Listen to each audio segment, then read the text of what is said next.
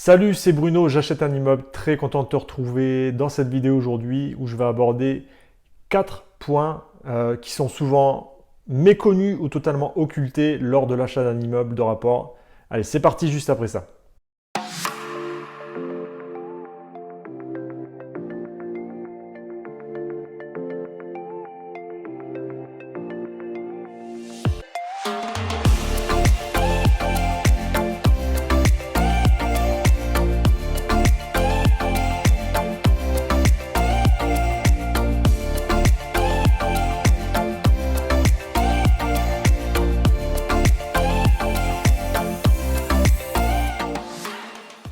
Bon, je suis très heureux de te retrouver aujourd'hui pour évoquer dans cette vidéo 4 points qui sont souvent totalement mis de côté, soit par manque de connaissances, soit par l'envie d'aller vite et de passer à côté de certaines choses, parce que investir dans l'immobilier, c'est parfois assez redondant, et il y a des choses qui demandent beaucoup d'implication et d'engagement, qui nécessitent un certain engagement sur des tâches de vérification parfois un peu, j'avoue, chiantes, beaucoup d'administratifs, beaucoup de choses, de points fiscaux, comptables qui peuvent vite te perdre.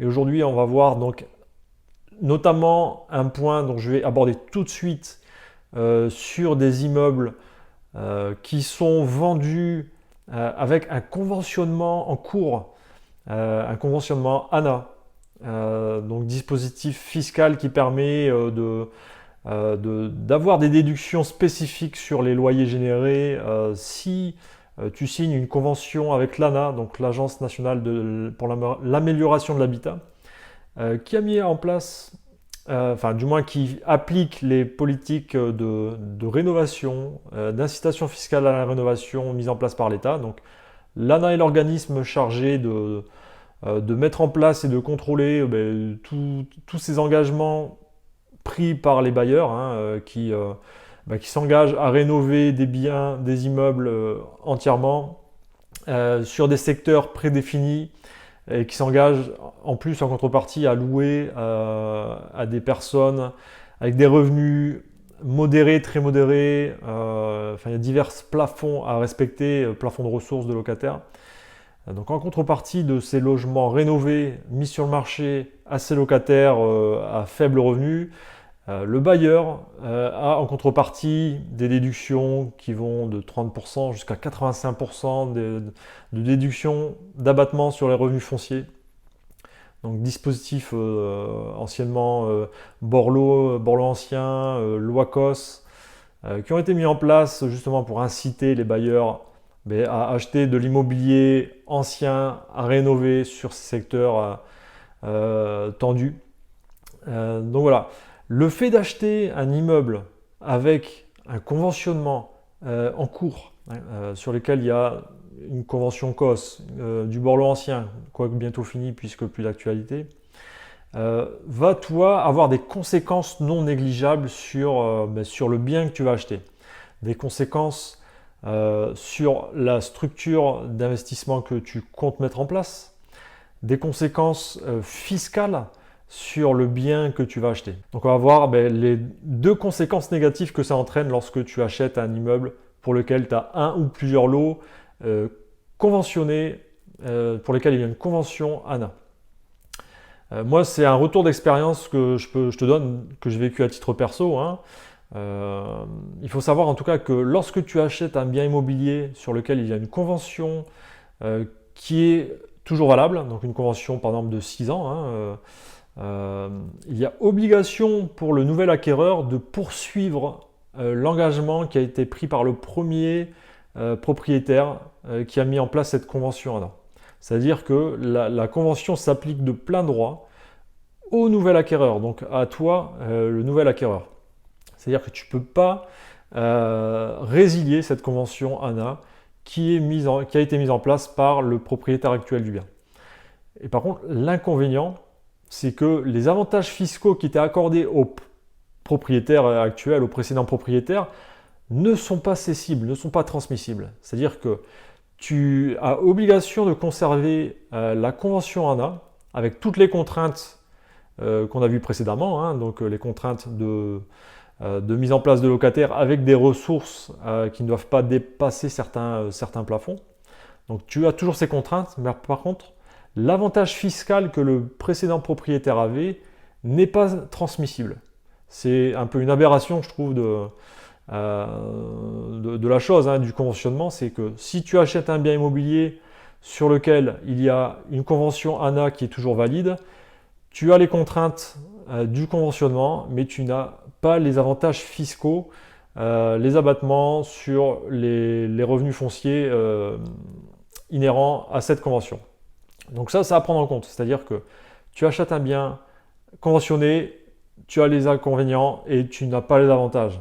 Donc il faut que tu attendes la fin du conventionnement pour pouvoir disposer à ta guise de ce bien parce que le conventionnement ce sera éteint automatiquement à la date d'échéance de la convention. Donc ça, regarde bien s'il y a un conventionnement en cours sur un appartement, un immeuble que tu souhaites acquérir, regarde bien la date de fin de validité de cette convention. Parce que si la convention a été signée il y a 1 an ou 2, sachant qu'elle dure au moins 6 ans, tu sais que tu vas avoir 4 ans sous conventionnement avec tous les inconvénients que ça peut avoir. Après, si elle s'éteint dans 6 mois, bon, ça peut ne pas être gênant pour toi. Deuxième chose sur le conventionnement ANA que tu dois savoir, c'est que ce conventionnement, donc qui s'applique de plein droit au nouvel acquéreur, donc à toi, t'oblige à investir en nom propre ou en SCI à l'IR. Parce que les sociétés, toutes les structures imposées à l'impôt sur les sociétés ne peuvent pas être éligibles au conventionnement qui, dans tous les cas, sera présent lorsque tu acquiers l'immeuble. C'est-à-dire que moi, sur un des immeubles que j'ai acheté, il y avait donc un conventionnement ANA en cours. J'ai acquis cet immeuble en SCI à l'IR parce que l'IS ne pouvait pas s'appliquer. C'était totalement incompatible.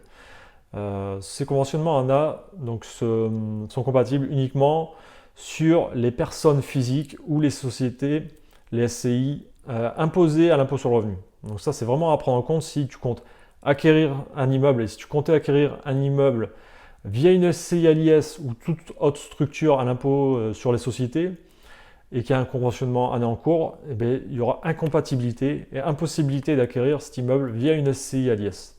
Donc tu vois, tu as déjà 2 pièges et 2 fortes contraintes lorsque tu veux te positionner sur un immeuble et que tu as un conventionnement en cours. Donc ça, c'est important déjà de savoir et de poser la question lorsque tu fais tes visites d'immeubles. Est-ce que vous avez des conventions signées avec l'ANA sur un ou plusieurs lots de cet immeuble? Déjà, ça va te permettre d'écarter des erreurs que tu pourrais faire, te dire ok, je vais me projeter avec une SCI à l'IS sur ce bien, alors que non, tu peux pas puisqu'il y a un conventionnement ANA en cours. Ou alors tu veux te dire chouette, il y a un conventionnement en cours, je vais pouvoir acheter en nom propre, ça va me permettre d'avoir des abattements sur mes loyers. En fait non, l'avantage fiscal n'est pas transmissible aux futurs acquéreurs. Donc voilà déjà une première erreur qui peut être commise lorsque tu souhaites acheter un immeuble. Ne pas vérifier qu'il y a un conventionnement ANA en cours. Deuxième point, c'est investir à distance sur une zone en terre inconnue. Ça marche très bien cette émission à la télé, rendez-vous en terre inconnue, ça fait suspense, mais là, en immobilier, tu ne peux pas te permettre de partir comme ça à l'aventure, de te lancer sur une zone totalement méconnue sans faire un travail d'enquête. Et c'est là la subtilité. Tu peux très bien investir à distance et souvent, je dirais qu'il n'y a pas le choix quand tu te trouves sur des secteurs un peu comme moi ici à Bordeaux, acheter de l'immobilier sur Bordeaux et sa métropole, l'immobilier rentable, c'est quasi impossible. Si tu es en région parisienne, c'est la même chose. Sur des secteurs, la Côte d'Azur, les très grosses métropoles, tu retrouves toujours cette problématique de rentabilité quasiment inexistante sur les grosses métropoles. Donc, à un moment ou à un autre, tu vas être obligé de t'exporter, de voir ce qui se passe à 1 heure, 2 heures, 3 heures de chez toi peut-être. Et là, tu vas devoir quand même réaliser un certain travail d'enquête obligatoire. Vérifier la démographie de la ville, vérifier si le maire et la municipalité encouragent le développement social, économique, culturel de la ville. Ça, ce sont des indicateurs importants. qui peuvent te permettre et qui vont te permettre de faire une analyse fine de la zone en question. Donc, l'erreur, ce serait justement de se dire, ah, dans ce secteur là-bas, il y a des prix hyper attractifs. On se retrouve à 300-400 euros du mètre carré pour les biens immobiliers. Donc, tu te retrouves avec des ensembles immobiliers peu chers et qui, sur le papier, sont sexy. Mais derrière, tu as tout un travail d'analyse additionnel et ne pas se focaliser uniquement sur les chiffres et sur la rentabilité que tu peux en retirer. Parce que pour pouvoir dégager une rentabilité, il faut que tu puisses pouvoir louer à court terme, à moyen terme, à long terme. Il faut avoir une vision long terme et c'est ça qui est important. Faire ce travail d'enquête ou alors ne pas le faire peut être très problématique sur le long terme. Si tu te diriges vers des villes, ok, l'immobilier est hyper abordable, tu as l'impression de faire des super affaires, mais derrière, tu auras difficulté pour mettre en location ou tu auras un turnover parce que la ville est en déclin. Tu as des fermetures d'entreprises, le centre-ville se meurt. Tu as un contexte économique local qui est pourri et qui fait fuir les gens et qui pousse à l'exode dans les départements ou les villes plus éloignées. Donc ça, c'est important. La deuxième erreur, c'est effectivement se diriger sur une zone inconnue, il n'y a pas de souci, mais le faire sans travail d'enquête, sans cette analyse économique, analyse sociale, démographique, etc. Donc ça, c'est surtout la deuxième erreur à ne pas faire. Aller voir ailleurs sans faire un travail d'enquête. Il y a une troisième erreur qui peut être faite et qui va être préjudiciable si tu ne fais pas une recherche au préalable, c'est notamment se fier aux loyers qui sont estimés par les agences, notamment si tu te diriges sur un immeuble de rapport qui est entièrement vide, que tu vas devoir rénover. Alors, il y a certaines pratiques d'agences immobilières qui vont te fournir des estimations de loyer qui ne vont pas être représentatives finalement de la réalité du terrain. Voilà, ce qu'il faut penser, que certains agents et agences sont avant tout des entreprises commerciales, donc là pour vendre, là pour rendre sexy des choses parfois qui ne le sont pas dans la réalité. Toujours enjoliver certains aspects rémunérateurs et occulter d'autres points qui seraient source de charges, etc. Donc, fais ton travail d'analyse toi aussi sur les loyers que tu vas pouvoir retirer de la zone, surtout si tu investis en zone inconnue, comme on a vu précédemment, tu as un vrai travail d'enquête à fournir. Ne te base pas uniquement sur les bien-dire des agences immobilières. Vérifie par toi-même les faits, les choses. Être investisseur, c'est justement être dans un travail d'analyse préalable qui va border le projet et tous les aspects du projet, notamment financiers. Poste une annonce fictive, hein, c'est la technique la plus connue, mais fais cette démarche, ça ne va pas prendre beaucoup de temps. Ça va par contre permettre vraiment de border les choses, de te rassurer, de confirmer ou de complètement infirmer les estimations qui ont été faites par l'agence, surtout lorsque le bien est entièrement vide. Tu n'as pas des baux en cours qui te permettent d'avoir une certitude sur le montant des loyers. Et ce travail de vérification peut être même fait justement pour évaluer les loyers si jamais l'immeuble est déjà loué. Ça te permet de voir s'ils sont surestimés, sous-estimés. Ça te permet de voir le potentiel peut-être à la hausse en cas de sous-estimation des loyers, ou alors te dire ah merde, là j'ai un problème sur un ou deux logements de cet immeuble, les loyers ont été surestimés, les locataires risquent de partir très prochainement.